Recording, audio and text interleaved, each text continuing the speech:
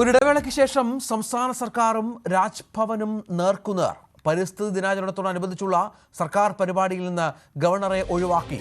ചടങ്ങിൽ RSSകാർ ഉപയോഗിക്കുന്ന കാവിക്കൊടി പിടിച്ച ഭാരതാംബയുടെ ചിത്രവും പുഷ്പാർച്ചനയും വേണമെന്ന് ഗവർണർ നിർബന്ധം പിടിച്ചിരുന്നു. ഇതോടെയാണ് പരിപാടി ഗവർണറുടെ സാന്നിധ്യമില്ലാതെ സെക്രട്ടേറിയറ്റിൽ നടക്കുന്നത്. രാജ്ഭവനിൽ നടക്കുന്ന പരിപാടിയിൽ എന്തു വേണമെന്ന് രാജ്ഭവൻ തീരുമാനിക്കുമെന്നാണ് ഗവർണറുടെ ഓഫീസിന്റെ വിശദീകരണം.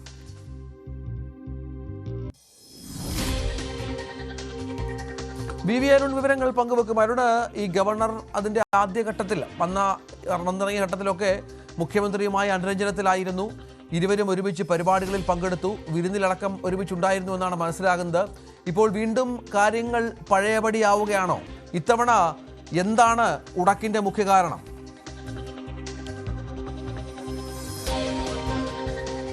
അങ്ങനെ ഗവർണറും സർക്കാർ തമ്മിലുള്ള രാജ്ഭവനും സെക്രട്ടറിയും തമ്മിലുള്ള ബന്ധത്തിൽ ഉലച്ചിലുണ്ടാകുന്നു എന്ന സൂചനകളായി തന്നെ ഇതിനെ കാണണം. കാരണം ഇന്ന് രാവിലെ സംസ്ഥാന കൃഷി വകുപ്പിന്റെ പരിസ്ഥിതി ദിനാഘോഷം സർക്കാർ സംഘടിപ്പിക്കാൻ തീരുമാനിച്ചത് രാജ്ഭവനിലാണ്. അവിടെ വൃക്ഷത്തെ നടുകയും അതുപോലെ ചടങ്ങ് നടത്താനുമായിരുന്നു തീരുമാനം. മന്ത്രി പി പ്രസാദ്, കൃഷിമന്ത്രി പങ്കെടുത്തുള്ള പരിപാടിയാണ് അവിടെ തീരുമാനിച്ചത്. പക്ഷേ അവിടെ സർക്കാർ ഒരുക്കങ്ങളുമായി പ്രോട്ടോകോൾ വകുപ്പ് മുന്നോട്ട് പോകുമ്പോൾ അവിടെ രാജ്ഭവനിൽ സ്റ്റേജിന്റെ ക്രമീകരണങ്ങളിൽ അവിടെ ഒരു ഭാരതാംബയുടെ ചിത്രമുണ്ട്. അത് RSS ഓഫീസുകളിലൊക്കെ സാധാരണ കാണാറുള്ള ചിത്രമാണ്. ആ ചിത്രത്തിൽ പുഷ്പാർച്ചന നടത്തണം. അതാണ് രാജ്ഭവനിലെ പരിപാടികളിലെ ചടങ്ങുകളിലെ പ്രധാനപ്പെട്ട ദേശീയഗാനത്തിനൊപ്പം ഈ ഭാരതാംബയുടെ ചിത്രത്തിൽ പുഷ്പാർച്ചനയും വേണം. അതാണ് പതിവെന്ന് രാജ്ഭവൻ നിർദ്ദേശിക്കുകയായിരുന്നു. അതിനോട് സംസ്ഥാന സർക്കാർ കൃഷി വകുപ്പും അനുകൂലമായല്ല പ്രതികരിച്ചത്. അങ്ങനെ നടത്താൻ കഴിയില്ല. സംസ്ഥാന സർക്കാരിന്റെ പരിപാടികളിൽ അത്തരത്തിലുള്ള ദേശീയഗാനം ഗവർണർ പങ്കെടുക്കുന്ന പരിപാടികളിൽ സ്വാഭാവികമാണ്. അതിനപ്പുറത്തേക്ക് ഈ ഭാരതാംബയുടെ ചിത്രത്തിൽ പുഷ്പാർച്ചന എന്നുള്ളത് സംസ്ഥാന സർക്കാർ നടത്തുന്ന പരിപാടികളിൽ പതിവുള്ളതല്ല, ശീലമുള്ളതല്ല. അതിനത് കഴിയില്ല എന്ന നിലപാട് സർക്കാർ സ്വീകരിച്ചു. അതോടെ ഗവർണറും ഇടയുകയായിരുന്നു. അങ്ങനെയെങ്കിൽ അത്തരം പരിപാടികളിൽ ഒരു കാരണവശാലും ഗവർണർ പങ്കെടുക്കുന്ന രാജ്ഭവനിലെ പരിപാടികളിൽ ഒരു കാരണവശാലും ഇതില്ലാതെ അനുവദിക്കില്ല. പരിപാടി നടത്താനാകില്ല. രാജ്ഭവനിൽ നടത്തുന്ന പരിപാടിയിൽ എന്തൊക്കെ വേണമെന്ന് തീരുമാനിക്കേണ്ടത് രാജ്ഭവനാണ്, സർക്കാരല്ല എന്ന നിലപാട് സ്വീകരിക്കുകയായിരുന്നു ഗവർണർ. അതുകൊണ്ട് തന്നെ അവിടെ സംസ്ഥാന സർക്കാരിന്റെ നിലപാടിനോട് യോജിക്കാൻ കഴിയില്ലെന്ന് ഗവർണറും നിലപാടെടുത്തു. അതോടുകൂടിയാണ് പരിപാടി സെക്രട്ടേറിയറ്റ് ദർബാർ ഹാളിലേക്കും, അതുപോലെ നമ്മൾ ആ ദൃശ്യമാണ് ഇപ്പോൾ സ്ക്രീനിൽ കാണുന്നത്. കൃഷി വകുപ്പ് മന്ത്രി പങ്കെടുക്കുന്ന പരിപാടിയുടെ കേരള കാർഷിക വികസന വകുപ്പിന്റെ അവിടെ നടത്താൻ തീരുമാനിച്ചിരുന്ന പരിപാടി മാറ്റിക്കൊണ്ട് പുതിയ ഒരു ഫ്ലക്സ് നമുക്ക് ഇതിന്റെ പിന്നിൽ കാണാം.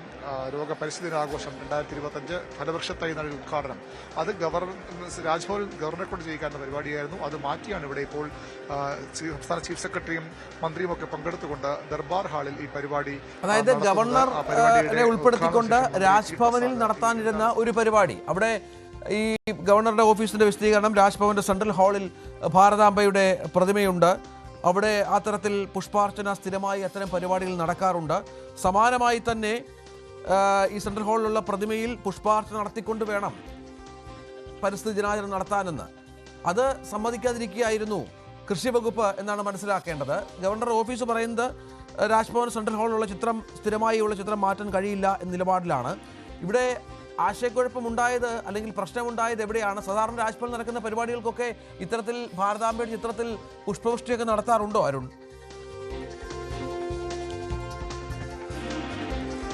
രണ്ട് നിലപാടുകളാണ് ഇതിൽ ഏറ്റവും പ്രധാനപ്പെട്ട കാര്യം.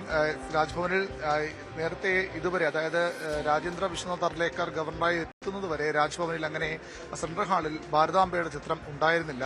ആരിഫ് മുഹമ്മദ് ഖാൻ ഗവർണറായിരിക്കുമ്പോഴും അത്തരം ചിത്രം അവിടെ ഉണ്ടായിരുന്നില്ല. അതിനുശേഷമാണ് അർലേക്കർ ഗവർണറായി വന്ന ശേഷമാണ് സെൻട്രൽ ഹാളിൽ അത്തരം ഒരു ചിത്രം, ഭാരതാംബയുടെ ഒരു ചിത്രം സ്ഥാപിച്ചതും അവിടെ ഈ രാജ്ഭവനിൽ നടക്കുന്ന പരിപാടികളിൽ പുഷ്പാർച്ചന വേണമെന്ന ഒരു നിർദ്ദേശം അതിപ്പോഴാണ് പക്ഷേ മാധ്യമങ്ങളിലൂടെ ലോകം അറിയുന്നത്. പുറത്തറിഞ്ഞു സിറ്റിൻ ഈ വാർത്ത പുറത്തുവിടുമ്പോൾ അത്തരം നിർദ്ദേശം തന്നെ അവിടെ വന്നതായി അറിയുന്നത്.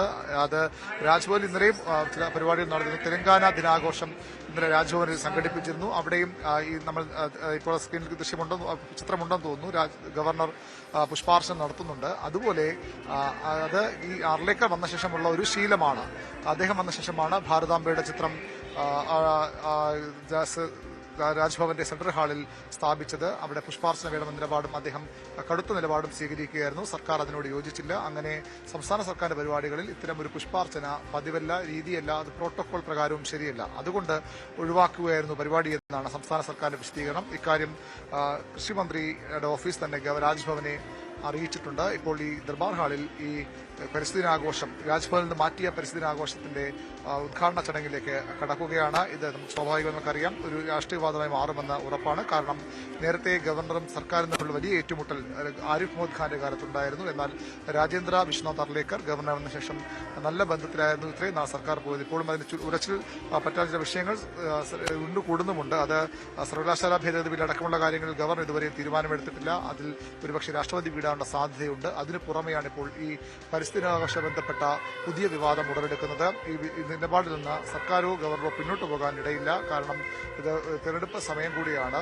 ബിജെപിയും സർക്കാരും തമ്മിൽ വലിയ അന്തർധാരയുണ്ടെന്ന ആരോപണമാണ് പ്രതിപക്ഷം പ്രധാനമായും ഉന്നയിക്കുന്നത്. അതുകൊണ്ട് തന്നെ അത്തരത്തിലൊരു അന്തർധാരയില്ല എന്ന് സ്ഥാപിക്കാൻ വേണ്ട കാര്യങ്ങൾ സർക്കാരും ചെയ്യും. അതുകൊണ്ട് ഇന്ന് സ്വാഭാവികമായും ഇന്നത്തെ പരിപാടി നേരത്തെ ഗുരുമൂർത്തി എന്ന RSS അനുഭവമുള്ള പ്രഭാഷകൻ രാജ്ഭവന്റെ പരിപാടിയിൽ പങ്കെടുത്തിരുന്നു. അതുതന്നെ പ്രതിപക്ഷം വലിയ ആയുധമാക്കിയിരുന്നു. എന്തുകൊണ്ട് സർക്കാർ മുഖ്യമന്ത്രി അതിനെ എതിർത്തില്ല എന്ന ചോദ്യം പ്രതിപക്ഷ നേതാവ് മുന്നോട്ട് വച്ചിരുന്നു. ഒരു RSSകാരൻ രാജ്ഭവനെ അവരുടെ ആശയപ്രചരണ വേദിയാക്കാൻ, സിന്ദൂർ ഓപ്പറേഷനുമായി ബന്ധപ്പെട്ട കാര്യങ്ങളാണെന്ന് അന്ന് ചർച്ച ചെയ്തെങ്കിൽ പോലും അത്തരം ആശയപ്രചരണ വേദിയാക്കാൻ രാജ്ഭവൻ ഉപയോഗിച്ചതിൽ എന്തുകൊണ്ട് സർക്കാർ എതിർപ്പറിയിച്ചില്ല എന്ന് പ്രതിപക്ഷ ചോദിച്ചിരുന്നു. അതിനുശേഷം കഴിഞ്ഞ വാർത്താ സമ്മേളനത്തിൽ മുഖ്യമന്ത്രി പിണറായി വിജയൻ അത് തീർത്തും തെറ്റായ നടപടിയായിരുന്നുവെന്ന് പറഞ്ഞുകൊണ്ട് ഇതിൻ്റെ കൂടെ തന്നെ മാലിന്യ സംസ്കരണ രംഗത്തും ശ്രദ്ധേയമായ ഇടപെടലുകളാണ് നമ്മുടെ സംസ്ഥാനത്ത് നടക്കുന്നത്. അതിൻ്റെ ഭാഗമാണ് മാലിന്യമുക്ത നവകേരളം പദ്ധതി. ആ ക്യാമ്പയിൻ നല്ല നിലയിൽ മുന്നോട്ട് പോകുന്നുവെന്നാണ് കണക്കുകൾ സൂചിപ്പിക്കുന്നത്.